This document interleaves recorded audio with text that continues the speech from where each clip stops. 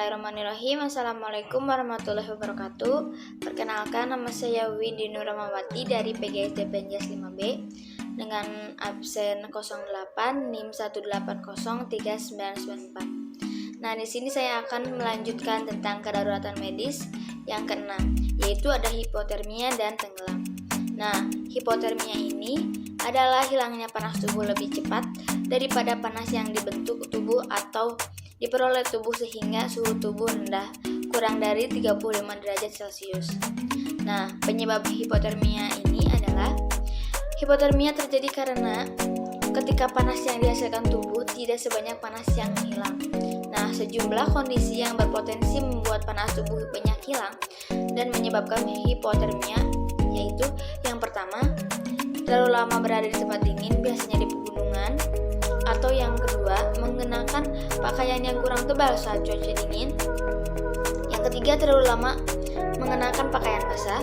Yang keempat, terlalu lama di dalam air, misalnya akibat kecelakaan kapal. Nah, beberapa keadaan yang dapat memperburuk hipotermia. Yang pertama, ada suhu rendah. Yang kedua, ada faktor angin. Adapun faktor air, usia penderita atau kesehatan penderita, penyakit yang sudah diderita atau cedera yang terjadi. Yang selanjutnya ada alkohol, penyalahgunaan obat, dan yang terakhir ada kekurangan makanan. Nah, adapun jenis-jenis hipotermia ada dua. Nah, berdasarkan tingkat kecepatan hilangnya panas berat tubuh, hipotermia dapat dibedakan menjadi dua.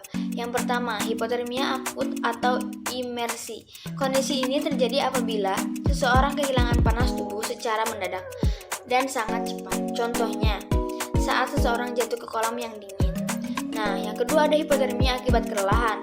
Pada kondisi yang terlalu lemah, tubuh tidak akan mampu menghasilkan panas sehingga orang tersebut akan jatuh pada kondisi hipotermia.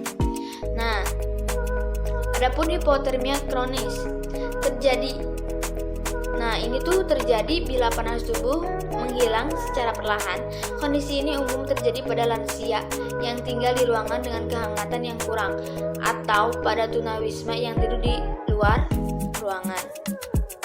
Nah, adapun gejala dan tanda hipotermia sedang, yang pertama menggigil, yang kedua terasa melayang, yang ketiga pernapasan cepat dan nadi lambat, yang keempat gangguan penglihatan, yang kelima reaksi manik, mata lambat, yang keenam penurunan respon.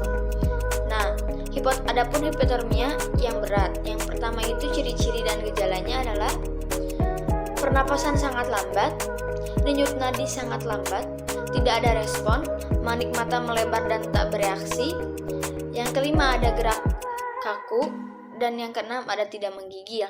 Pada bayi, hipotermia ditandai dengan kulit yang terasa dingin dan terlihat kemerahan. Bayi juga terlihat diam, lemas, dan tidak mau menyusu atau makan. Nah, adapun penanganan hipotermia. Yang pertama, penilaian dini dan pemeriksa fisik. Terus pindahkan penderita. Terus jaga jalan nafas pada penderita. Ganti pakaian yang basah. Beri minum dan makan bila sadar. Yang selanjutnya ada pantau tanda vital dan rujuk. Rawat penderita dengan hati-hati dan jaga agar tetap hangat. Bila seseorang tersebut masih bernapas dan denyut nadinya masih ada, lakukan tindakan untuk membuat suhu tubuh menjadi kembali normal.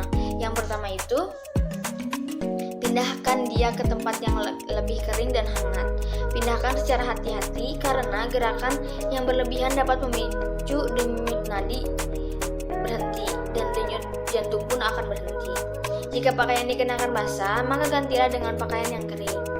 Tutupi tubuhnya dengan selimut atau mantel yang tebal agar hangat.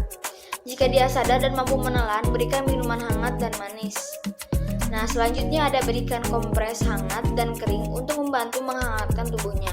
Letakkan kompres di leher, dada, dan selangkangan. Hindari meletakkan kompres di lengan atau tungkai karena malah menyebabkan darah yang dingin mengalir kembali ke jantung, paru-paru, dan otak. Nah, hindari penggunaan air panas, bantal pemanas, atau lampu pemanas untuk menghangatkan penderita hipotermia. Panas yang berlebihan dapat merusak kulit dan menyebabkan detak jantung menjadi tidak teratur. Nah, selanjutnya ada temani dan pantau terus kondisi pasien tersebut hingga bantuan medis tiba. Nah, adapun komplikasi hipotermia, penanganan perlu segera dilakukan terhadap hipotermia untuk mencegah terjadinya komplikasi, bahkan kematian. Komplikasi yang dapat muncul adalah frostbite, yaitu cedera pada kulit dan jaringan di bawah karena membeku. Nah, selanjutnya ada seal blight, yaitu peradangan pembuluh darah kecil dan saraf pada kulit. Selanjutnya ada rusaknya pembuluh darah dan syaraf pada kaki akibat terlalu lama terendam air. Nah, yang selanjutnya ada gangrene atau kerusakan jaringan. Nah, biasanya itu si kulitnya itu sudah bukan memerah lagi, tetapi sudah membiru, sudah keriput. Nah, adapun yang jadi kalau misalnya sudah hipotermia itu kadang si kulitnya itu menjadi mengelupas. Nah, adapun pencegahan pada hipotermia. Yang pertama ada jagalah tubuh agar tetap kering. Hindari mengenakan pakaian basah dalam jangka waktu yang lama karena dapat menyerap panas tubuh. Nah, gunakan pakaian sesuai dengan kondisi cuaca dan kegiatan yang akan dilakukan. Terutama kegiatan akan mendaki gunung atau berkemah di tempat dingin. Kenakan jaket atau pakaian tebal agar suhu tubuh tetap terjaga. Gunakan topi, syal, sarung tangan, kaos kaki, dan sepatu boot ketika akan beraktivitas di luar rumah. Lakukan gerakan sederhana untuk menghangatkan tubuh.